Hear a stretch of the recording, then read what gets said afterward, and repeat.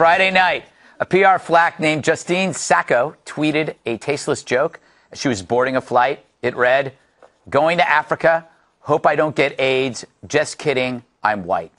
The blog BuzzFeed tweeted it as the worst tweet of all time. And as Sacco took off, she was completely unaware that down below on Earth, her world was disappearing. When she arrived in South Africa like 12 hours later, she'd already been fired, unaware, all without a single chance to defend herself. Countless articles had already been cataloging her demise as internet mobs cheered. In this modern world where bullying is condemned by famous names and faces, the true definition of bullying is sensing an opening and taking it. Many did.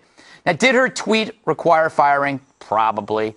I thought it was a commentary on how bad African blacks have it when it comes to AIDS. But she's in PR, so she should probably know better. I'm sure if a left-wing comic had said this, though, many would have chuckled. But look, you don't need pitchforks to form a mob, just a jaunty bloodthirst and an ignorance that you could be next. Watching the web, waiting for Justine to land, as they knitted a noose, I came to one conclusion. When left to their own devices, literally, humans are creeps. She apologized.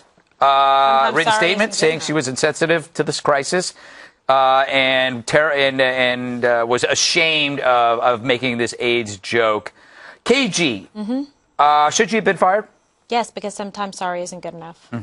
I learned that from Ronan. Yes. You know, you can say sorry for something, but it's just not going to cut it. I mean, how do you even think like that or say something so reprehensible about a disease that has killed so many, and especially in Africa where certain parts are very impoverished. You have children dying. You have children being born with AIDS. It's really nothing to joke about. I know, but the thing is, maybe, Dana, I misread this joke, but I thought it was more of a white privilege analysis commentary on white guilt. Yeah, white guilt. Like, we don't have this problem, they do. That's what you and I talked about that on Friday night when the tweet first broke, and then we sent it around, and I said, well, don't you think she meant this? You said, yeah, I think that's what she meant. Does it matter, though? The statement that she wrote is very good. Yeah. So as a PR executive, implementing a strategy to apologize, that was pretty good. The judgment is questionable, but I do think it reminded all of us that we're all basically one tweet away from being fired. Yeah. But that's also totally new HR territory. What are the policies? What are the lines drawn? Can people have personal? If you do more Jasper junk, you could get suspended from the 5. I don't release those anymore. Private collection. I knew it. So I had the same reaction. I'm like, wait, this is white privilege. She's being, maybe not funny. Don't try to be funny if you're not funny. But then there were some of the other tweets that I read that she's like a repeat offender. Yeah, it's like questionable. She at one point she made, I don't know, some joke about her and a handicapped person. Yeah. And hashtag FML, if you look it up if you don't know what that means. So yes, everyone deserves a second chance, but do you deserve a third, fourth? But she's not so innocent. She's a recidivist of bad taste and bad judgment and an inappropriate comment. I like recidivist. Can I stay? That is a great word. She also said something. Remember, she was on the plane. She talked about the body odor of a German. So she clearly has a fixation on other cultures.